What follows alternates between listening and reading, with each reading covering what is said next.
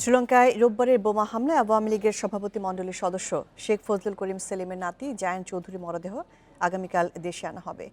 সকালে বনানীতে তাদের বাসভবনে সান্ত্বনা জানাতে গিয়ে গণমাধ্যমকে এ তথ্য জানিয়েছেন শিল্পমন্ত্রী নুরুল মজিদ মাহমুদ হুমায়ুন।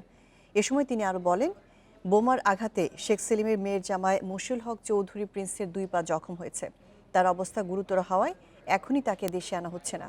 গতকালের হামলার সময় তারা কলম্বোর 5 তারকা হোটেল শাংগ্রিলায় অবস্থান করছিলেন।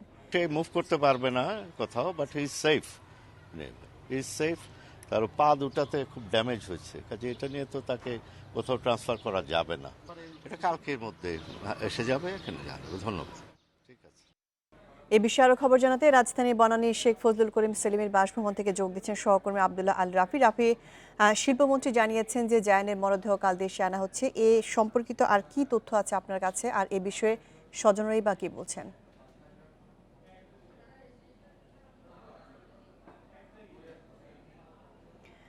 রাফি, শিল্পমন্ত্রী জানিয়েছেন যে জায়ানের মরদেহ কাল দেশে আনা হচ্ছে। এ সম্পর্কিত আর কি তথ্য দিয়ে আপনার কাছে আছে, আর স্বজনরা এই বিষয়ে কি বলছেন?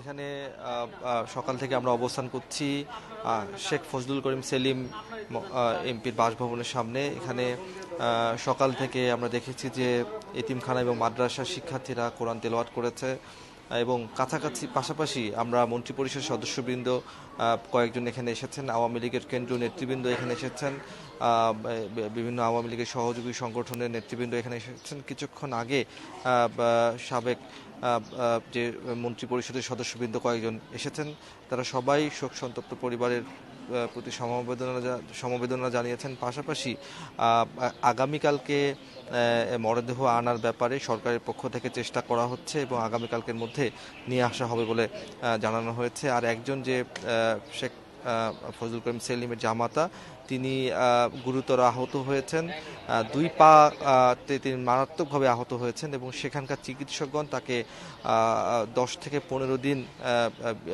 হাসপাতালে রাখার কথা বলেছেন।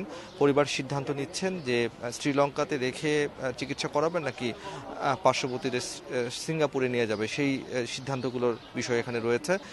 পরিবারের পক্ষ থেকে আগামীকালকে মরদেহ আনার ব্যাপারে সরকারের পক্ষ থেকে চেষ্টা চালানো হচ্ছে বলে আমাদেরকে জানানো হয়েছে।